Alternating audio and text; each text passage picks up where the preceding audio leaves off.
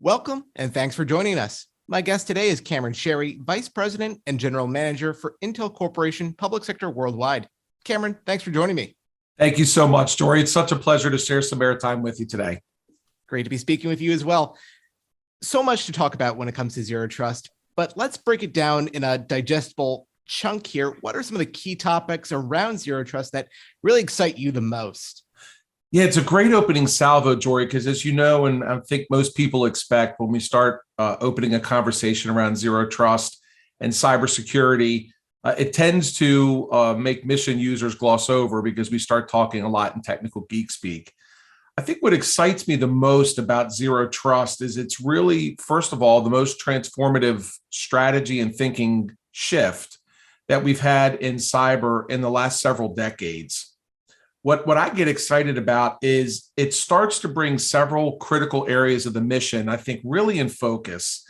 Those are really about user experience and context, compliance, which obviously has to happen.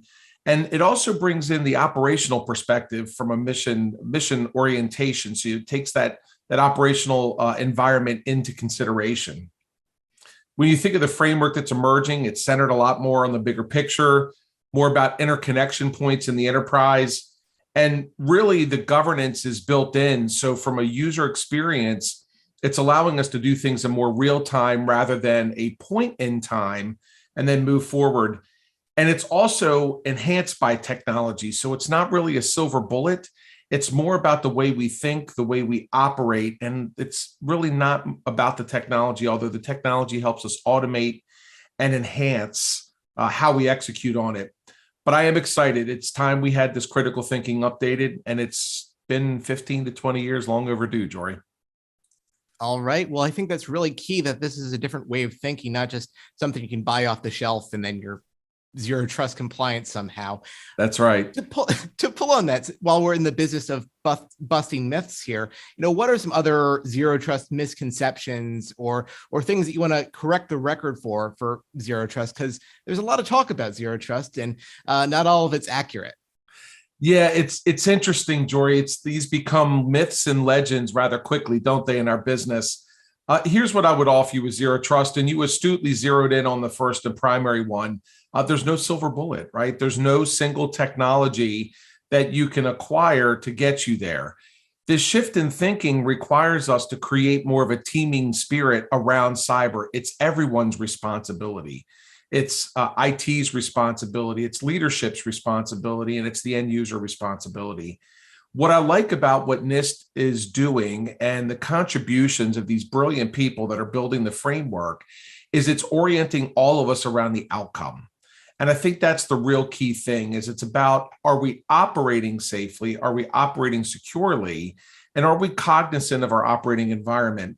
As an example, if you look at some of the pillars between user devices and then the application access, it's allowing us now to really think about roles and responsibilities in the enterprise a little more clearly so that we can allow users, and we learned this in the pandemic, Dory, as well as a post-pandemic world, what is it people really need access to be highly effective in their job?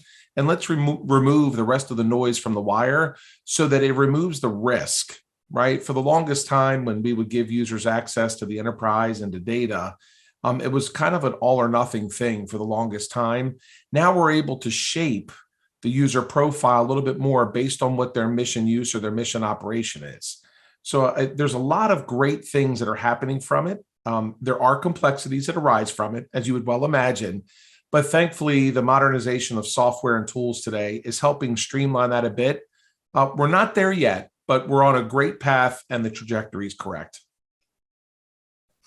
Okay, well, again, there is so much to digest from this conversation. What key takeaways would you like listeners to have from this conversation overall? Yeah, so I think what it comes down to is be involved and be engaged, number one. First and foremost, even as a user, it's all of our responsibility when we think about Zero Trust and protecting what I like to term one of our most critical national treasures, which is our economy and our sovereign data that we use to execute on government mission on a daily basis. The second thing is, I think I implore to all of my cyber brothers and sisters out there, we have to build the bridge to the end user to make sure that when we talk about cyber, we can make it digestible in layman terms. It's not that mission users don't get it or they don't understand it, but we have to build that bridge and that vernacular so we can operate safely together. It's all about common vernacular. Jory, I use the example a lot of NATO and working in the United Nations and some of the international business I've done. You have to know your native language and English. That's how we communicate. And you constantly have to translate amongst the two. So I think, translating between cyber and English is a good thing because then it helps us all operate in a more safe and secure manner. And it creates these great habits that we could take into our personal lives. And I think the last one, which is really key, is, it's the know before you go principle. Before you go set up a user, before you give someone access, and let them have a device that creates the largest attack surface we have in the enterprise.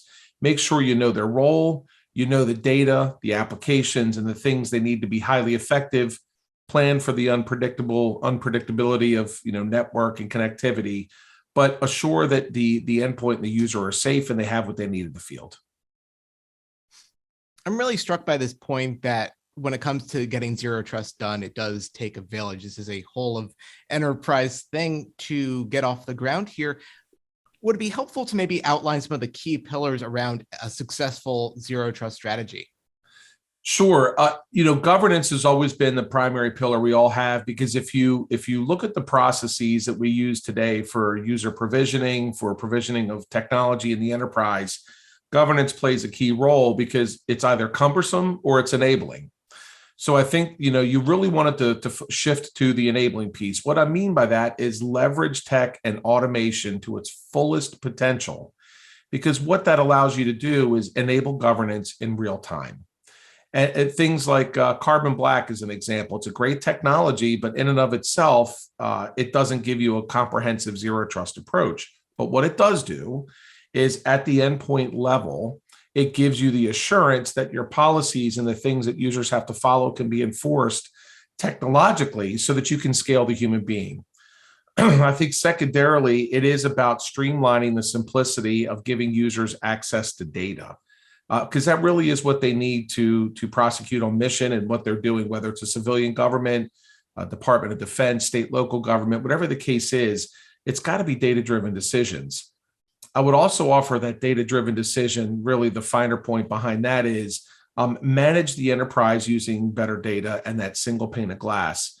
All of these systems and all these technologies, Jory, we are just swimming in an ocean of new data, but it's unstructured, it's unfiltered, and it's unvetted. And instead of us just storing oceans of data that have no value, find a way to determine what is valuable, what's not, get rid of what's not, and then ensure you're making decisions based on that. It's fascinating, Jory. I grew up, in operations technically, and I was a systems administrator at one time, and I got so used to people yelling for access. I'd simply pull logs. Like, how many times did you access this application? Well, twice in a year. If you're not in finance, closing books or doing something like that, well, that doesn't make sense, right? So it is, make sure that the profile and the heuristic patterns of the user map what their role is in the mission. I think those are some of the key takeaways that are very important for people. The more you know about your enterprise, the better you can protect it. Right. And that's kind of the name of the game at the end, is managing that careful balance between access for the end users and the security overall of the enterprise. I think you really hit the nail on the head there. In terms of, pain points and bottlenecks in all of this, what challenges do you see agencies still facing as they're trying to maintain a complete inventory of authorized responses and ultimately ensuring that their endpoint detection response tools are deployed in such a way that they're able to make zero trust a reality here? Yeah, that is a really brilliant question, Jory, because right now, as a government and public sector, we're not really structured in all aspects of our acquisition life cycle to really start to figure out how to accommodate zero trust. What I mean by that is we're very accommodating in being able to buy tools and services and people to be able to help us implement. But zero trust, I see it as a journey. And we're very challenged, even in the commercial segments, to understand how to measure success of a journey. The government is brilliant. at buying things and measuring that we have the things we've bought. They're brilliant at measuring the success of how well those things are performing. But we have to remember that zero trust is a journey. What I mean by that, to get very specific with you, is am I operating more secure month over month? So in my company, we're very proud of OKRs, which are, objectives and key results. If I can measure, let's say in January, the number of incidents I responded to, the amount of reductions in those incidents, reduction of user errors, and I can track that month over month to trend if I'm getting better in my security posture, then you're winning in the zero trust game, right? But it is a journey. It's not a destination. And I think that's a challenge for most people to understand, is this is one of these operational journeys that will never be done. And unfortunately, it's because the adversary never sleeps, right? We find that, there are millions and millions of new exploits that we uncover each day, both signature and non-signature based. So zero trust is one of those things you have to be ever vigilant with. So I think that's really one of the big, big challenges. I think the second challenge is we have to force ourselves to stop debating the issue and start contributing to its evolution. What I mean by that is, NIST has really done a brilliant job spearheading the effort. And we can argue vernacular and tomato, those types of things. But what is really critical, and the pandemic taught us this, and this is why I found the pandemic, quite frankly, so inspirational and re-inspiring in mankind, is we pulled together. When we were presented a crisis, especially in public sector, we pulled together. We migrated millions of users to a remote work setting in weeks. People operated safely and securely. And I don't think people realize the number of attacks against public sector entities increased almost 400%. We didn't hear about it because those vigilant cyber warriors, day in, day out, defended the enterprise. So it proved to us we can operate with greater agility. And we can operate with expediency. We can disagree, but we can commit and we can move forward. So I think those are the things that we have to keep in mind when we're thinking about zero trust. Great point there in terms of what the art of the possible can be when you're put in an extreme circumstance like that. Now, of course, there is a tone from the top from the Biden administration in terms of visibility of zero trust and some pretty clear marching orders of what agencies need to do, recognizing that every agency's learning curve on zero trust is going to be different here. What do you think that the administration's executive order most effectively highlighted in zero trust to better understand where agencies need to be? I think the clarity in measurement of metrics of success so that we can have the zero trust conversation rooted in more of a data-driven approach. I applaud this administration and all the prior administrations with their focus on cyber. I think it is a critical national security issue that we have to take with extreme sincerity. And what I liked about what the executive order framed out is it began to put some stakes in the ground with regards to time. Because we all know, at times, because we can become overcome by other events that happen in the mission space, things can languish over time. I think making a temporal view of importance of the things we have to achieve and when became critical to put the inertia in the system. It's not that people are laggards or they were trying to stalwart or any of those types of things that we can always, speculate on. It's there are millions of things the mission is contending with. But I think realigning focus by putting a very clear challenge out there as far as timeline of when to get things done, I think was one of the first benefits of the EO. And the second benefit, again, was that data-driven. Let's measure. You can't manage what you can't, you can't measure what you can't manage. I forgot the expression. Putting in data that can help us understand, are we improving? And can we use that data to learn? That's the real key. Because data is not effective if you're not learning from it, you're not challenging each other and scrutinizing it. So those are the things I think that the EO framed really well that we have to do. Our dilemma, as always, is EOs look a lot like unfunded mandates. So it's here's the requirement, but you got to go figure it out. The one nice thing is we are seeing, shifts in cyber spending. Although some of the cyber spending's decreased over time, It's allowing us to get more efficient because it's building cyber in. So when we think of IT budgets, it's how you operationalize this ultimately in the enterprise. So, I'm a firm proponent that, putting a cyber budget separate from your IT budget might not be the smartest thing. It's how do you build your enterprise in a safe, secure, and compliant manner? Okay. And we've mentioned already how far along agencies have come in just a short span of time here, past couple of years, given the pandemic. That said, how well equipped would you say federal agencies are today compared to just a couple of years ago when it comes to being able to identify and isolate segments of their IT environments that have been compromised? That's kind of the big event that we're all working around when it comes to zero trust is when an incident happens, what do they do? That's right. Jory, there's a lot of people on both sides of this argument, but you all know me pretty well. I'm the eternal optimist. So here's what I'd say by that. The job's never done. The job 100% is never done. I think there are so many opportunities that we can improve on what we're doing. But all in all, when I look at the environment that our civilian cyber warriors are contending with, even in the DoD space, I think they're doing an exceptional job. They need better tools. They need better tools to go have the fight. They need the budget to have those better tools to get in the fight and protect the environment.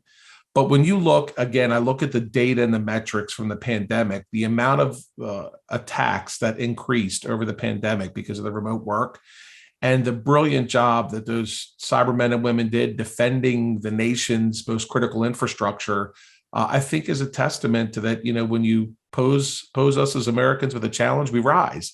But there's a lot of work to be done. There's a lot of work to be done. Technically, there are things that have to be updated in the enterprise. I think from a budget perspective, we need to work with appropriators better to align budgets more effectively. I do understand and respect that they want to create line items for a lot of things. I would offer you, let the agency directors and CIOs empower them to make the best fiduciary decisions based on the attacks they're seeing and the modernization efforts that they need to take on as part of their enterprise. And of course, we mentioned earlier that nobody likes an unfunded mandate when it comes to anything, and it can be a little daunting if it can be in charge of this. And here's the scope of what you need to do. Here's no money. Good luck. No one likes to be in that situation. But, we have seen things like the Technology Modernization Fund be a pot of money where agencies can draw from this case. We've seen it happen in some agencies. In terms of the case that can be made from a monetary standpoint, if you're, appropriators in Capitol Hill, what is the case that you make from that standpoint in terms of this being a top priority from a budget perspective? Yeah, so it's fascinating, Jory. You touched on something really critical I want to highlight because I think it's a very powerful comment. You and I know there's never going to be enough budget to do everything that everybody wants to do in the cyber realm. I think that puts the healthy tension in the system that we need because, look, nothing spurns creativity more than constraints and wanting to succeed and get around that. But the budgetary constraints are always going to be there. But what I would offer, Jory, is I think that when we start to talk between the appropriators, the policymakers, and agency directors, I think we have to improve that relationship a bit. I know it's challenging because everyone in their heart of hearts is trying to be good stewards of taxpayer dollars, right? So we understand that. But we have to streamline and simplify the budgetary processes to allow agency directors, CIOs, and CISOs to be able to allocate that color of money funding that we struggle with a lot more towards the mission needs, as that mission is dynamic. It's constantly changing. We're never going to have enough money. But if we start to look at business cases that maybe give relief to legacy systems that have been sitting around, I don't think there's a business case alive for some of these legacy systems that would be cost prudent to do a block step upgrade at some time. You just have to surround and suffocate legacy systems. You have to let them die off and just build brand new platforms. As a taxpayer, I'm okay with that. As long as we're protecting our government, we're protecting the sovereignty of our data, and we're allowing our government the best tools that are available in tech today to go do the mission, I'm all for it. but I think there's got to be different conversations between the policymakers and the agency heads so that we can start to figure out the color of money issues and streamline those so that the agency directors can have more flexibility to prosecute the mission. All right, great points there. To be a little forward looking here, how are OMB's zero trust policies altering the investment strategies of government contractors and system integrators? Yeah, it's fascinating, Jory. I think all of us as industry, we see those as demand signals to continue to drive with, security built it in, not bolted on. So as an example, when we think of root of trust or attestation or all the other things that are necessary from a zero trust perspective, at the end of the day, if we don't start at the fundamental baseline of all the enterprises and building security in those paramount decisions we make, you're then just layering on more complexity. As an example, the things that we're investing in as a company is root of trust and attestation at the silicon level, because silicon we know is extraordinarily hard to breach. So being able to look at how the DIB customers or DIB suppliers for the defense industrial base are operating safely and securely, frameworks like CMMC are helping us tune up our processes and controls, but the technology you buy is critical, right? TAA is good. Made in America is better, right? But attesting the software and hardware that you use in your enterprise, it's the classic chef's dilemma, Jory. Better ingredients make better outcomes is what it really comes down to. And look, I know in austere times that we're going to be facing soon, LPTA has been a strategy that's been around for a long time for lowest price technically acceptable. We have to redefine what technically acceptable means because our adversaries aren't sleeping. They're looking at these types of economic times to put even additional cyber pressure into our country. And I would implore everybody to understand that technically acceptable is not always lowest cost, right? And it's not also gold plated. There is a happy medium that can be struck in between. All right. Well, to bring it home here, there's been a lot of key takeaways from all of this. What is the one or two things that our audience should really underscore and take away from this conversation? I think enjoy the journey because all of us can operate more safely and more securely in this new digital realm and digital world we find ourselves. Ask yourself some basic questions. If I wouldn't do it in the real world, why would I do it in the virtual world? I think the second thing is we all acknowledge there's never going to be enough money to do the things that we need to do to optimally get to where we want to be. So in a very healthy and constructive manner, challenge ourselves, challenge your thinking, challenge the way you operate, challenge your service providers, your technology providers, and let's get in the fight together to create a better system and a better ecosystem for the government to operate securely. All right. Well, just to bring it home here, are there any closing sentiments you'd like to leave us with? Jory, this is a tough topic because when you talk about cyber, it could be somber or it could be exciting all at the same time. I think the thing I would leave you with is I'm extraordinarily excited about the precipice that we're at. The world is changing. We are accepting and adopting more digital infrastructure into our lives. And I think that the future can be extremely bright. There is a level of common sense coming into play now that's extraordinarily exciting for us to operate. So I think always face the world with optimism in that you always find the silver lining and a path forward. And in the cyber world, we're just getting started. So it's an exciting time to be in this business. All right. Well, that's a positive note to end on here. I'd like to thank today's guest, Cameron Sherry, Vice President and General Manager for Intel Corporation Public Sector Worldwide. I'm your moderator, Jory Heckman, and you're listening to Federal News Network. Now let me send you back to the studio for more on the Zero Trust Cyber Exchange.